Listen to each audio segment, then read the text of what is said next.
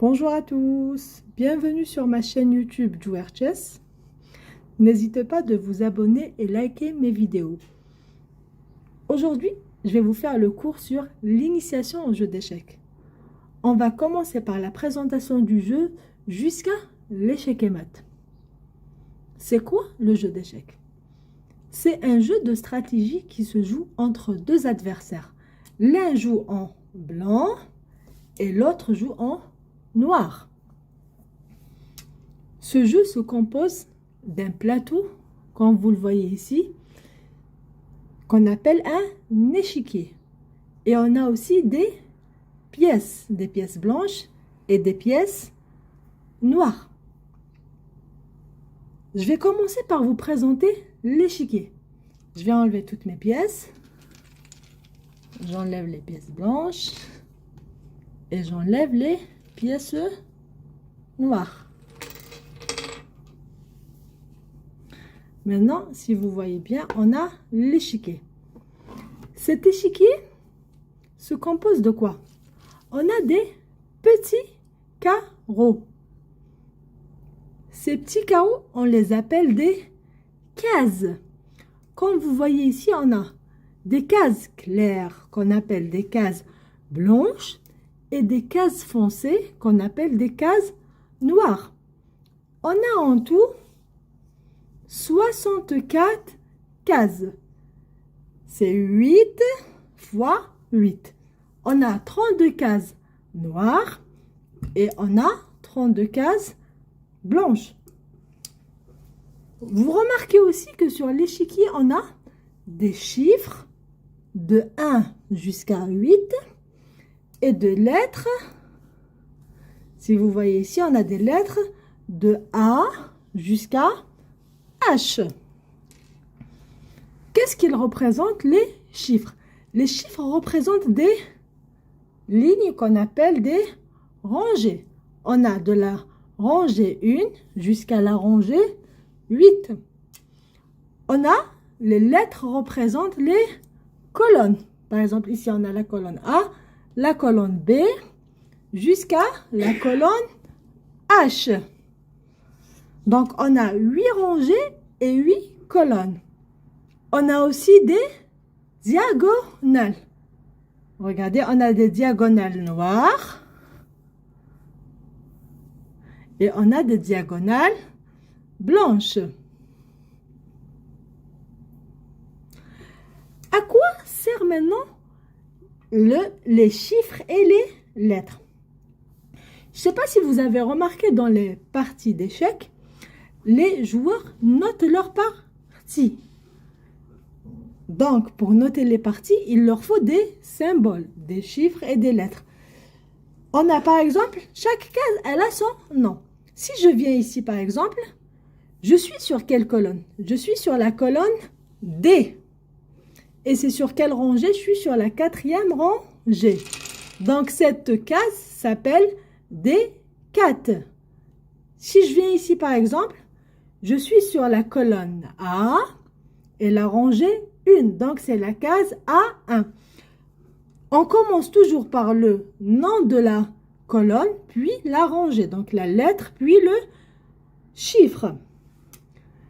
Et après, on va passer aux pièces. Et chaque pièce a aussi son symbole. On va voir pièce par pièce. On a en tout 16 pièces blanches et 16 pièces noires. Je vais commencer par cette pièce-là qu'on appelle la tour. On a deux tours blanches qu'on pose sur les cases H1 et A1 et on a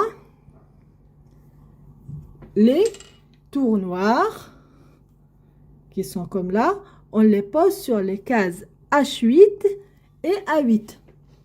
Il faut toujours savoir que les blancs se placent sur les rangées 1 et 2 et les noirs sur les rangées 7 et 8. On va passer maintenant.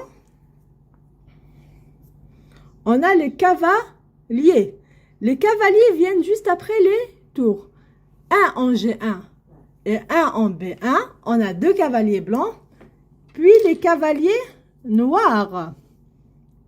Comme vous voyez ici, on a un en G8 et un autre en B8. Après les cavaliers, on a les fous. On a deux fous blancs et deux fous noirs. Le premier fou blanc se place dans la case F1.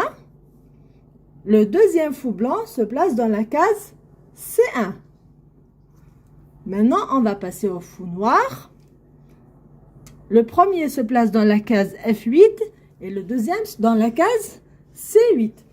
Donc, là, il nous reste deux pièces sur les deux premiers rangées. On va commencer par la dame. On a la dame blanche, elle doit se placer toujours sur la case restante blanche, la case D1. Et la dame noire, elle se place dans la case D8. Donc, il faut toujours retenir ça. Dame blanche, case blanche, dame noire, case noire. Pour les deux cases restantes, on doit mettre le roi. On a un roi blanc et un roi noir. Il faut savoir une chose que le but du jeu d'échecs, c'est de faire échec et mat au roi, c'est de gagner le roi. Si notre roi est en échec et mat, la partie est perdue. Donc, on va mettre le premier roi dans la case restante E1 et le roi noir dans la case restante E8. Maintenant, on va passer aux dernières petites pièces qu'on appelle les pions. On a en tout 8 pions blancs et on a 8 pions noirs. Les pions viennent se placer juste après les pièces. Dans la deuxième rangée pour les blancs, H2, G2, F2, E2, D2, C2, pardon, B2 et enfin A2. Pour les pions noirs aussi, on a 8 pions. Comme vous voyez ici, on a 8 pions noirs. On commence par A7, B7, C7, D7, E7, F7, G7 et H7. Là donc, on a placé tous nos pièces sur l'échiquier. Pour les animateurs ou entraîneurs, par exemple, quand vous allez donner cours aux enfants, vous pouvez leur donner comme petit exercice à placer toutes les pièces sur l'échiquier. Vous enlevez toutes les pièces de l'échiquier et les laissez placer une par une. Maintenant, on va passer à comment marche chaque pièce. On va commencer par expliquer la marche du pion. Pardon. La marche du pion. On va mettre notre pion blanc sur la case D2. Il faut juste savoir une chose dont je n'avais pas parlé, c'est qu'aux échecs, c'est toujours les blancs qui commencent à jouer. Donc, pour le pion, quand il est sur sa case initiale, on sait bien que les pions se placent sur la deuxième rangée pour les blancs et sur la septième rangée pour les noirs. Là, quand c'est les blancs qui commencent, pour le pion, quand il est dans sa case initiale, il peut se déplacer d'une case ou de deux cases vers l'avant. Ça, vraiment, tout à fait au début. Mais dès qu'il a changé de case, il pourra juste se déplacer d'une seule case vers l'avant. Regardez, jusqu'à atteindre la case des 8, ici. Par exemple, je prends un autre pion qui est dans la case H2. Comment il se déplace, ce pion-là? Quand il est au début, il peut venir soit en H3, soit en H4. Mais dès qu'il a bougé, il continue d'une seule case jusqu'à la dernière rangée. Donc, il faut retenir une chose, c'est que le pion, il marche que sur sa colonne. Et toujours vers l'avant. Le pion ne peut jamais reculer en arrière. Maintenant, comment un pion peut prendre une autre pièce?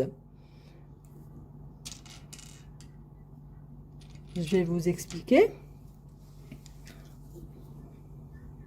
J'ai un autre pion noir ici. Le pion, il mange en oblique. Par exemple, ici, il prend sur la diagonale. Mais juste sa diagonale qui est à côté. Donc, il peut manger en oblique. Il peut manger de ce côté-là ou de ce côté-là. Par exemple, par là, il peut faire ça.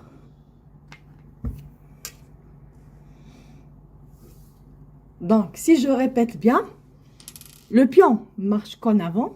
Quand il est dans sa case de départ, il peut marcher d'une case ou de deux cases. Et il mange en oblique. Je vous donne un petit exercice. Par exemple, j'ai un pion blanc ici, un pion noir ici, un autre pion noir ici et un fou noir ici.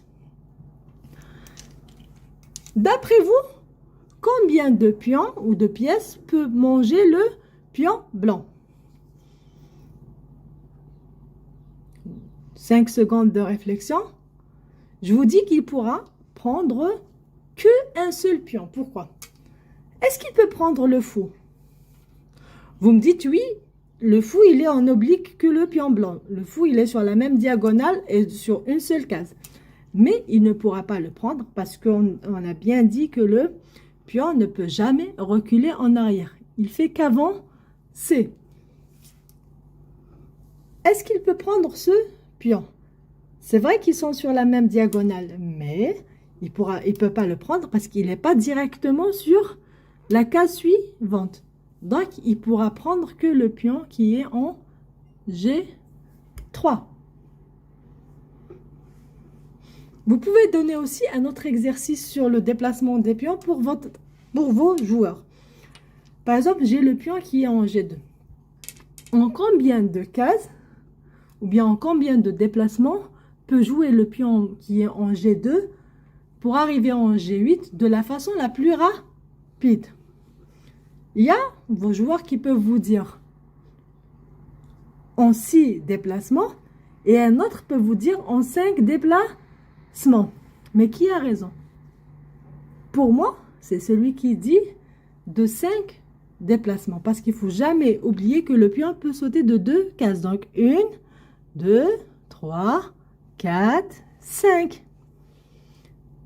Parce que si on calcule directement, c'est 1, 2, 3, 4, 5, 6. C'est vrai que c'est une manière d'arriver en G8, mais ce n'est pas la manière la plus rapide. J'espère que vous avez compris la marche du pion. On va passer maintenant et on va voir la marche d'une autre pièce qui est le fou.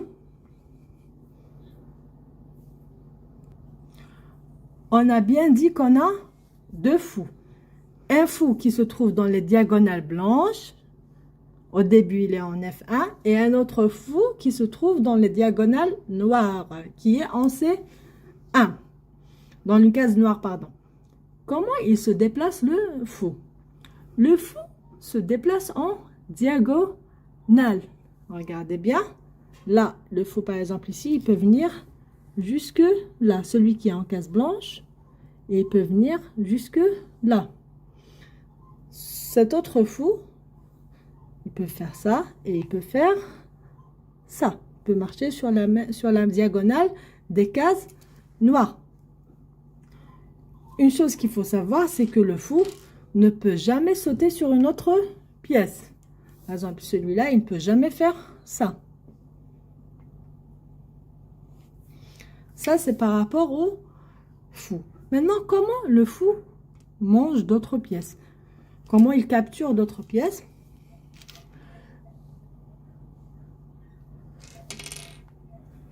Maintenant,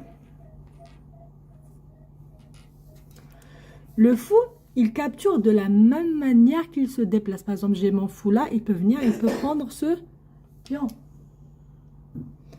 J'ai ce fou qui est là, il peut venir et prendre ce pion là.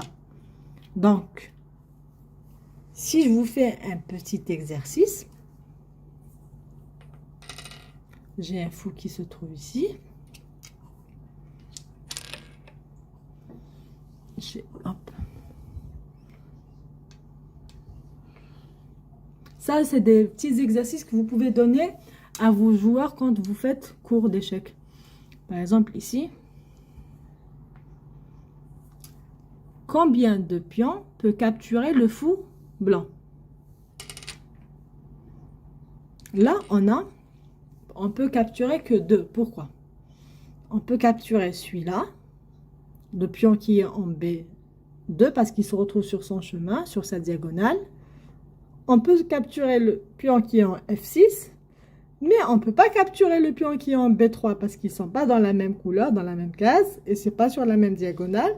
On ne peut pas capturer le pion F3 aussi, et on ne peut pas capturer le pion G7 parce que le fou, il ne peut pas sauter sur les autres pièces. Si vous avez bien compris le fou maintenant, on va passer à la tour. La tour, elle se déplace en plus. Elle se déplace sur les colonnes et sur les rangées. Pardon.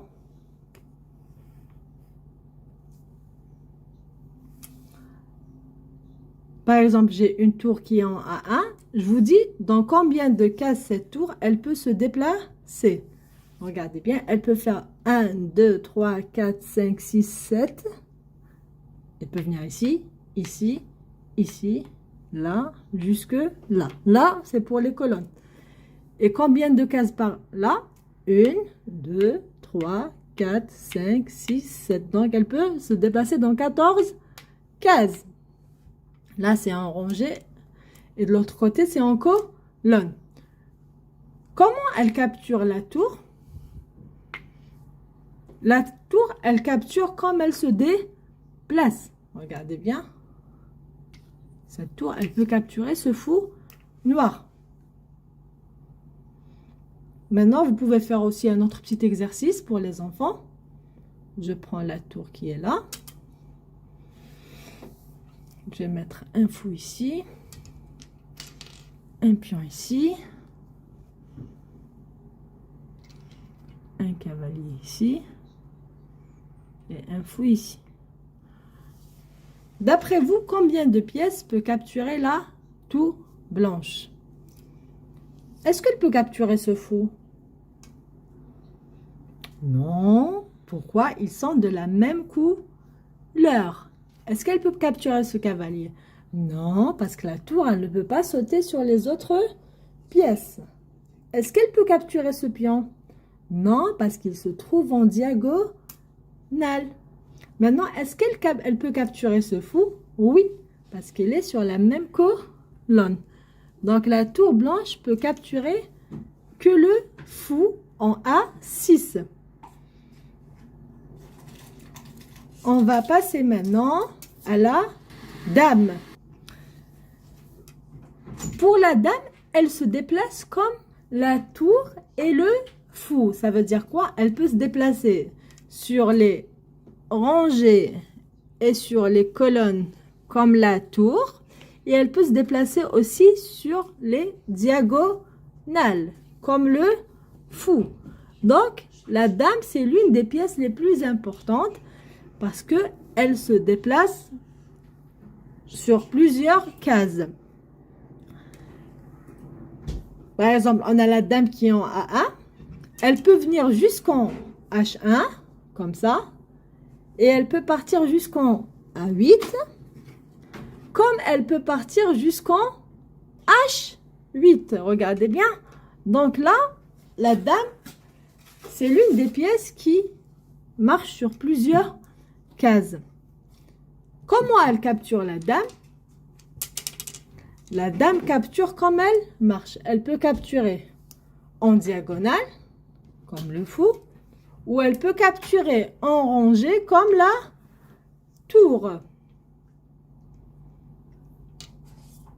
La dame ne peut pas sauter sur les autres pièces. C'est comme la tour, le fou et le pion. Maintenant, on va faire un petit exercice pour la dame aussi. Ça, c'est quand vous donnez cours. Vous pouvez donner toujours des exercices à vos joueurs. J'ai ma dame qui est là. J'ai un fou qui est là. Un cavalier qui est là. Un fou qui est là. Un fou là. Et une tour là. D'après vous, la dame blanche peut capturer combien de pièces? Est-ce qu'elle peut capturer ce fou-là? Non, parce que c'est de la même couleur. Je ne peux pas me capturer moi-même. Je ne peux pas prendre une pièce qui est de la même couleur que moi. Est-ce qu'elle peut capturer maintenant cette tour? Non plus, parce qu'elle ne peut pas sauter sur le fou. Elle ne peut pas sauter sur une autre pièce. Est-ce qu'elle peut capturer ce cavalier-là? Non, parce qu'il ne se retrouve ni sur la même diagonale, ni sur la même rangée, ni sur la même colonne que la dame. Maintenant, donc je peux enlever ça. Je peux enlever ces deux-là. Maintenant, est-ce qu'elle peut capturer ce fou? Oui, parce qu'il est sur la même rangée. Je reprends ma place. Et est-ce qu'elle peut capturer ce fou-là? Oui, encore, parce qu'il est sur la même diagonale. Maintenant, on va passer au roi. Comme on avait dit, le roi est la pièce la plus importante du jeu d'échecs. Si on perd le roi, on perd la partie. Le roi, il se déplace en une seule case dans tous les sens. C'est comme la dame, mais avec une petite portée à une seule case. Par exemple, il peut venir là, là, là, là, ici, ici, ici. Donc, il peut se déplacer en diagonale et en rangée et colonne, mais d'une seule case. Et comment il capture le roi? Le roi capture comme il se déplace. Comme ça. Et comme ça. Il y a une particularité ou bien une règle pour les deux rois. Je prends mon roi noir et roi blanc. Les deux rois aux échecs, ils ne peuvent jamais se rencontrer ni en colonne, ni en diagonale et ni en rangée. Pourquoi? Parce que si l'un est à côté de l'autre, donc chaque roi attaque l'autre roi. Il faut donc qu'il y ait au moins une case qui les sépare. Maintenant, il nous reste la dernière pièce à voir qui est le cavalier. Pour le cavalier, il faut toujours le laisser en dernier dans vos cours. Pourquoi? Parce que c'est une pièce qui est un peu plus compliquée à expliquer. Le cavalier, il se déplace en L. Et c'est toujours des petites L. Regardez bien, je fais 1, 2 et 3. Je prends par exemple un pion blanc et je le mets ici. Il peut se déplacer ici, d'ici aussi. 1, 2, 3. Vous voyez, il fait toujours des petites ailes. Il se déplace de 2 cases, puis une fois à droite ou bien une fois à gauche. De la même manière, par les rangées, il peut faire 1, 2, puis colonne 3. Ou bien 1, 2, vers le haut. 1, 2, 3. Vous voyez qu'on a des petites ailes à chaque fois. Il nous reste ici. Là. Et enfin, là. Donc, le cavalier, il se déplace en L. Et il capture aussi en L. Par exemple, il peut capturer ce pion. Il vient, il prend sa place. Il peut capturer celui-là. celui-là, celui-là. Ainsi de suite. Donc, vous voyez, c'est toujours des petits ailes. Il faut faire attention à ne pas faire de grands ailes comme ça. Là, il ne peut pas venir jusqu'ici. La particularité du cavalier, c'est que c'est la seule pièce qui peut sauter sur les autres pièces. Regardez bien.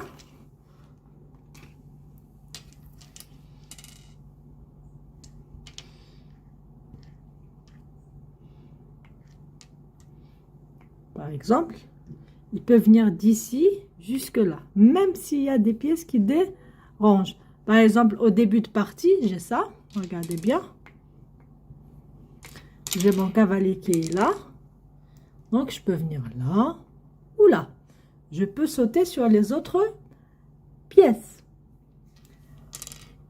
J'ai terminé maintenant d'expliquer le déplacement des pièces.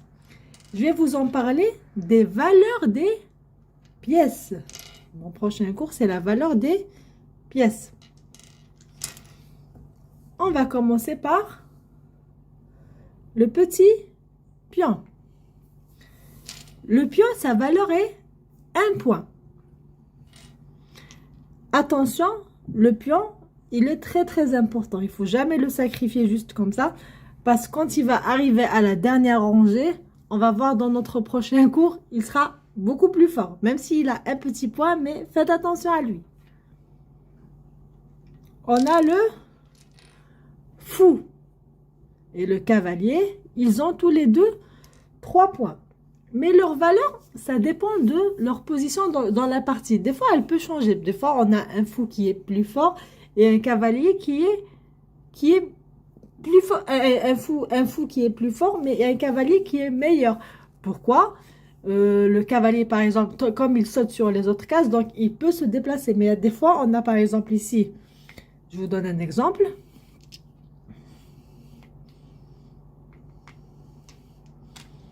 On va faire un simple exemple. J'ai un fou là.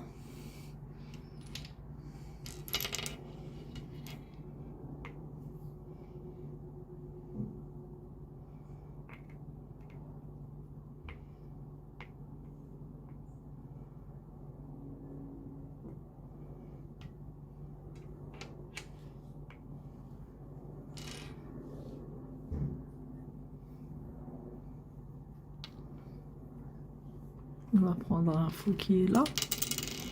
Par exemple, ce fou-là, il n'a pas une bonne valeur parce qu'il ne peut pas bouger. Il est vraiment bloqué par les deux pions. Donc, sa valeur, elle est moins.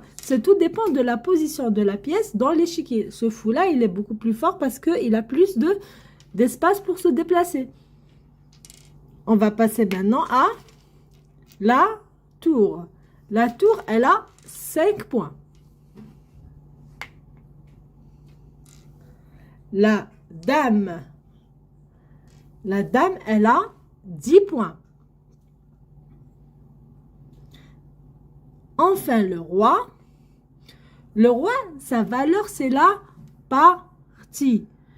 Pourquoi? Si on perd le roi, on perd la partie. Donc, on ne peut pas lui donner une valeur par point. C'est toute la partie. La valeur du roi, c'est vraiment toute la partie. On a terminé maintenant avec tout ce qui est partie échiquier, les pièces, le déplacement des pièces, la valeur des pièces. Maintenant, on va voir le cours de l'échec.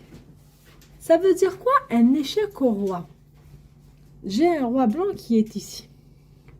Et un roi noir qui est ici par exemple. Comment on explique l'échec au roi? L'échec, c'est quand une pièce, elle vient et elle attaque le roi de la même façon dont elle déplace. Donc, cette pièce, elle peut prendre le roi. Mais il faut savoir une chose, qu'on ne peut jamais prendre un roi. On dit qu'on fait échec au roi. On attaque le roi. Je reprends le fou. Je prends par exemple la tour. La tour, on doit la mettre où pour qu'elle fasse échec au roi? Par exemple, la case H2. Elle attaque le roi blanc. Je peux prendre aussi et mettre dans la case D5. La tour noire, elle attaque le roi blanc. Avec la dame, par exemple, je peux la mettre soit sur la colonne, soit sur la diagonale, soit sur la rangée. Donc, elle attaque le roi aussi. Donc, elle fait échec au roi.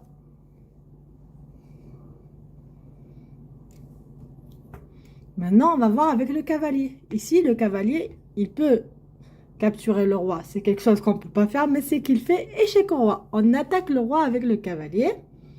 Et enfin, la même chose avec le pion. Le pion, il faut mettre ici, en G6. Il attaque le roi et il lui fait échec. Donc, échec, c'est attaquer le roi de la même façon dont on se déplace partout. On peut faire échec avec toutes les pièces, mais pas avec le roi. Parce que les deux rois ne peuvent jamais se rencontrer. Maintenant, quand on nous fait échec, comment on peut parer l'échec? Ça veut dire comment on peut enlever cet échec-là. Je prends mon roi qui est là. Je prends le roi qui est là. J'ai une tour qui fait échec.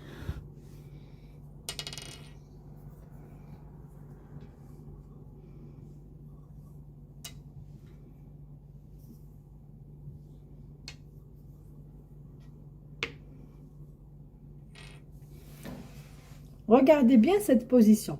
La tour en C8, elle fait échec au roi qui est en H8. Maintenant, quelles sont les possibilités pour les blancs pour parer l'échec? On a trois façons. On a trois manières ou bien trois façons pour faire échec pour parer l'échec, pardon. La première manière, c'est de voir si on peut capturer la pièce qui fait échec. Donc, le fou, il peut capturer la tour ici. Donc là, on n'a plus l'échec au roi. Maintenant, si on n'avait pas le fou, je remets la tour à sa place. On va voir maintenant si on peut protéger l'échec. Ça veut dire si on peut mettre une pièce entre la tour et le roi. Réfléchissons bien. On voit que le cavalier blanc peut venir en G8 et on peut parer l'échec. La dernière solution, c'est déplacer le roi. Donc, on peut venir soit en H7 ou en G7. Et comme ça, on a paré l'échec. Donc, pour cela, on a trois manières. Pour parer l'échec, soit prendre la pièce qui fait échec, mettre une pièce entre le roi et la pièce qui fait échec, ou bien déplacer le roi. Là, si vous avez bien compris l'échec, on va passer à l'échec et mat. C'est quoi l'échec et mat? L'échec et mat, c'est... On va faire un exemple. Je prends juste la tour noire. Maintenant, vous voyez ici la tour noire, elle attaque le roi blanc. Elle fait échec au roi blanc. Je vais me poser des questions. Est-ce qu'on peut capturer cette tour noire? Non, on ne peut pas la capturer. On n'a rien on n'a aucune pièce qui peut la capturer. Est-ce qu'on peut mettre quelque chose entre le roi et la tour? On voit qu'il n'y a aucune autre pièce.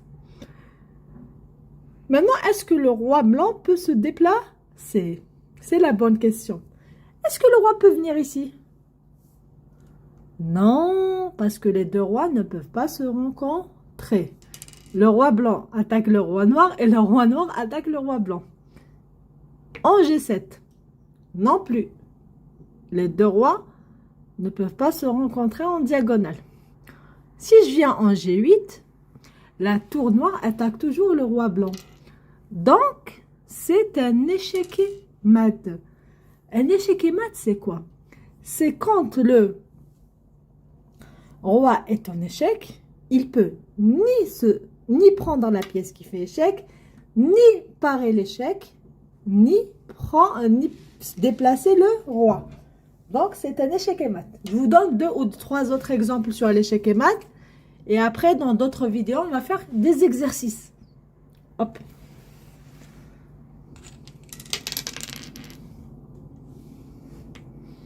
On va faire ça.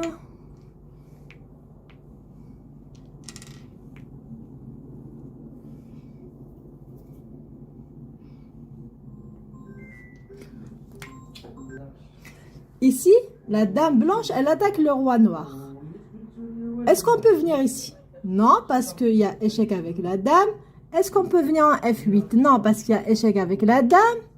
Est-ce qu'on prend la dame? Non, parce qu'elle est protégée par le fou. On ne peut pas venir en H7, il y a le pion, et on ne peut pas venir en F7. Donc, c'est un échec et mat. Je vous donne un dernier.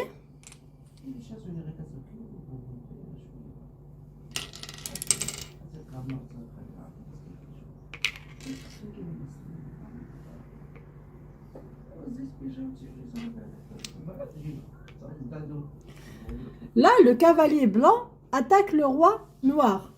Est-ce qu'on peut manger le cavalier? Non. Est-ce qu'on peut mettre quelque chose entre le roi et le cavalier? Rien. Et est-ce que le roi peut se déplacer? Non plus. Il est bloqué par toutes ces pièces.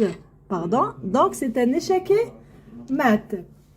Merci à tous d'avoir suivi cette vidéo. Rendez-vous dans les prochaines vidéos pour vous expliquer d'autres thématiques d'échecs, pour continuer un peu l'initiation avec tout ce qui est roc, prise en passant, clouage, attaque double, fourchette. On verra tous ces thèmes. N'hésitez pas de vous abonner et liker mes vidéos. À bientôt.